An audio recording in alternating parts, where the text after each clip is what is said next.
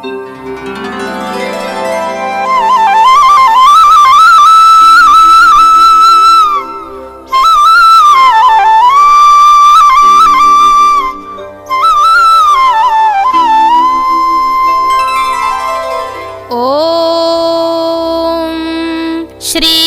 परमात्मने नमः।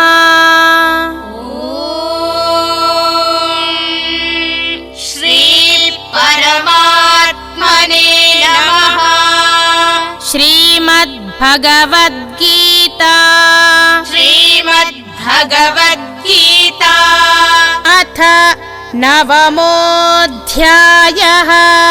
अथ नवमोऽध्यायः।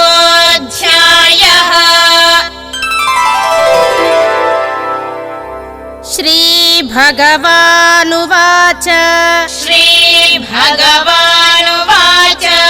सर्वभूतानि कौन्तेय सर्वभूतानि कौन्तेय प्रकृतिं यान्ति मामिकाम् प्रकृतिं यान्ति मामिकाम् कल्पक्षये पुनस्तानि कल्पक्षये पुनस्तानि कल्पादौ विसृजाम्यहम् कल्पादौ विसृजाम्यहम्।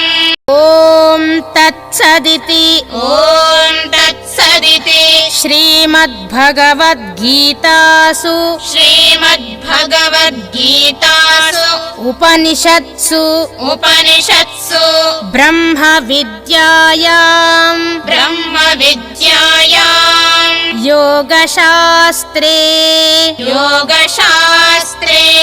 श्रीकृष्णार्जुन संवादे राजविद्या राजगुह्ययोगो नाम